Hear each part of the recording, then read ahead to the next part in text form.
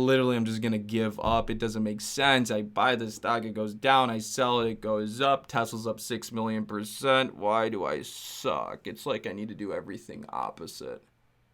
That's it. I have to do everything opposite. Today's video, ladies and gentlemen, I'm going to show you guys how to think opposite and do things a little bit differently than the herd. If you guys watched my last video, that video is right here, how to find stocks before they pop.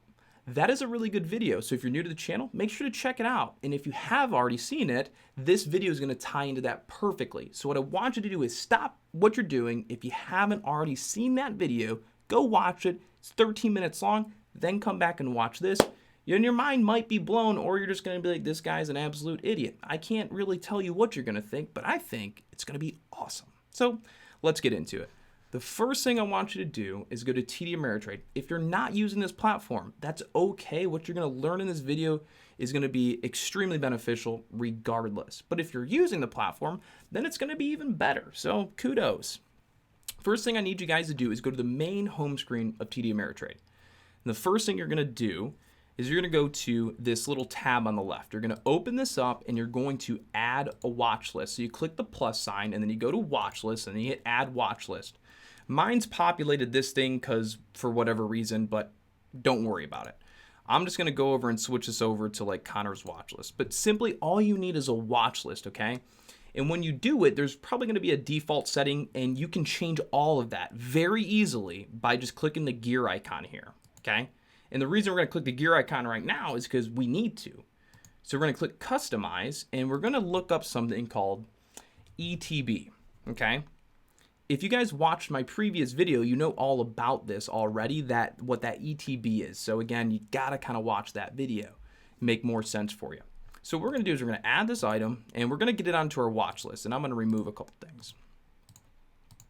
Okay, so the reason we add it there is so that each morning when you wake up and you're like, I'm going to trade this stock, I'm looking at this stock, I'm looking at this stock, I got 1, 2, 3, 4, 5 stocks to look at, you go and add them into your watch list. So if you're looking at penny stock 1, 2, 3, 4, and 5, there's 5 penny stocks you're looking at, go and enter them into the watch list you've now created with the HTB ETB category. The reason we're doing that is simply to find out which stocks can be shorted or sold against or betted down on to make money and which ones cannot be, okay? And there's a lot to this that I'm going to explain, but that's simply it.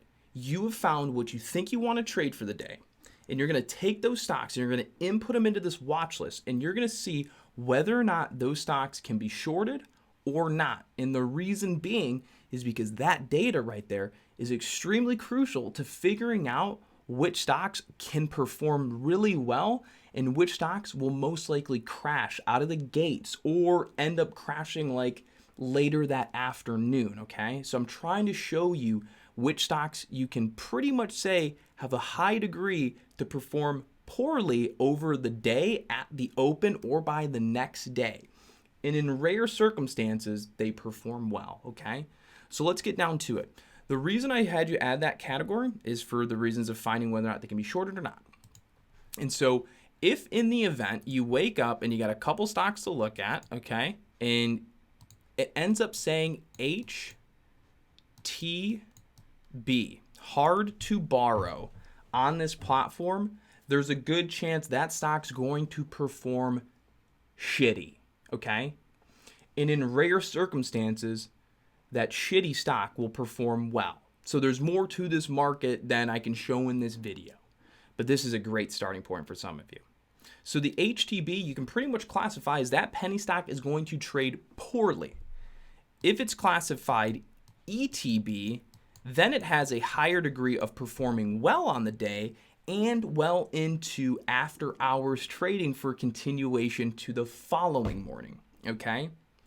Now, the reason this is the case is because there is a herd mentality in the market, okay? Whenever the stock is ETB, a penny stock is easy to borrow, you're generally going to want to look for it to be long bias. And whenever the stock is hard to borrow, you're generally going to want to be short bias. And the reason why is this. Everything in this world is on a pay-to-play basis. You do not go to the golf course and play for free. You do not go to Red Lobster and get a meal for free. We live in a pay-to-play existence. That is the way our world is made up.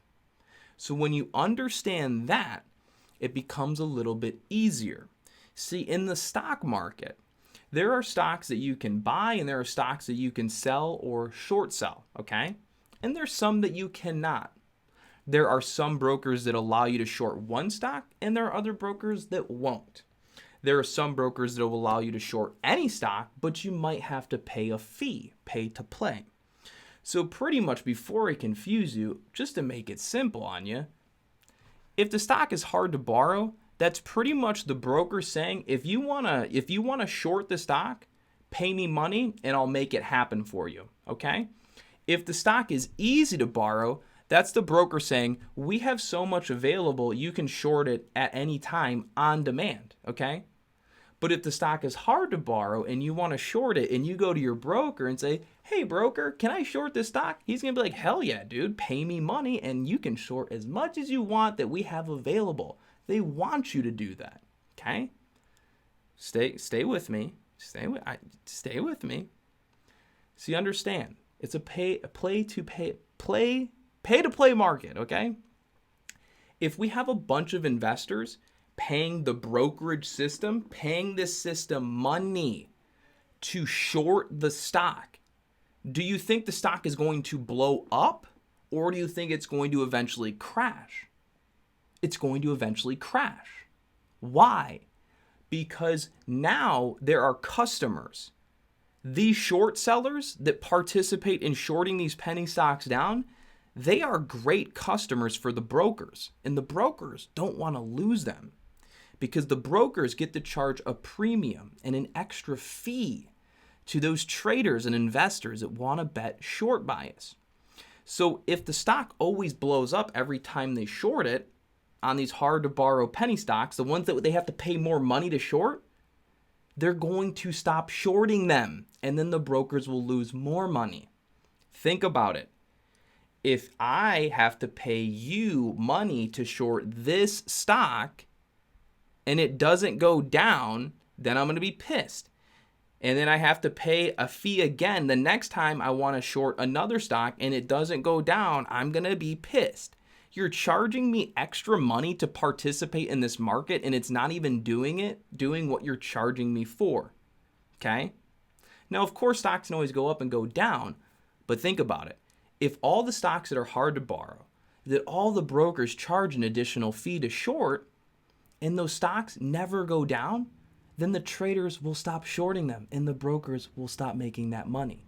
So it is in the broker's best interest that those stocks actually go down in value, because by them going down in value, those traders make their money and then they're willing to come back to that hard to borrow program or market the next time around, and they'll pay that additional premium to the brokers to short that stock. Really, the stock market doesn't give a shit if it goes up or go down, as long as someone's winning somewhere on the back end, okay? So understand that when a stock is hard to borrow on Thinkorswim, that means there is really not a lot of shares to go around, okay? That means the only way you're going to be able to short the stock is if you join TD Ameritrade's hard to borrow program, which means you have to have a certain capital in your account and they're going to charge you an additional fee. Or you have other brokers that might have bigger short lists, or they will charge you another fee to short that stock. So pretty much what I'm getting at is the hard to borrow stocks are most likely going to have to be, you're going to have to pay a fee in order to short those stocks, okay? And all those traders will stop paying that fee if those stocks don't go down. So it's almost like you can just flag any stock that's hard to borrow as shit gravestone and it's going to go down, okay? It's pretty much just going to go down because traders are paying money for it to go down. They are literally paying the system. They are paying the game extra money. And if it doesn't work out, they will stop participating in that market, and that market will then lose money, which means the brokers lose money, and that's not going to happen, okay? Because the game is sort of rigged a little bit. So that is how you avoid the losing penny stocks. use TD Ameritrade, figure out if the stock is easy to borrow or hard to borrow. And if it's hard to borrow, there's a high degree that that stock is going to perform like shit or it's going to crash at the open because there is a big market behind it that is paying additional money to bet down the stock. And also, do you think majority of new traders have additional money to pay higher fees to short stocks? No, they don't. So that's not where the herd's at. The herd's all going long on those stocks. The herd looks and goes, oh, I can't short it, so they're going to go long. They don't have the extra money to pay the fees to get these brokers to short those stocks. So the herd isn't betting them down. The smart traders are betting them down, and the herd is going long. Just like I showed you on the easy to borrow penny stocks, you got to do it backwards. Think backwards. It's all backwards, okay? It's all backwards. So once you start to think outside the box and take a step back and look at things a little bit differently, you'll start to notice similarities. You'll notice patterns in the market. And one of those patterns is easy to borrow penny stocks usually end up having these really good runs or they grind up. And the hard to borrow penny stocks usually end up crashing inevitably. And so the reason I say that it's because of there's traders that are paying a fee to the brokers is because we always have to be able to rationalize what's going on in the market or have some reason for something that's happening. And over the years of my trading, that's the one thing that I've been able to rationalize and differentiate between these penny stocks, hard to borrow and easy to borrow. There is a market that's paying to play there, and that market cannot die because there's too much money to be made in it. So again, most of the herd is not shorting hard to borrow penny stocks. They are going long and they're getting caught in the dump, and that's exactly what the shorts want. They want traders to buy into these stocks so they can sell them down. The more people we have long creates more sellers on the way down. It's all backwards, ladies and gentlemen. I hope you guys liked the video. I hope you learned something new. I hope it was as relevant and as good as the last video that I posted. And trust me, I got more coming. The next one I plan to release for you guys is going to be on volume, knowing what a good amount of volume is or what you need in order to even consider investing or trading into a different stock. So I hope you guys liked the video. I hope you learned something new.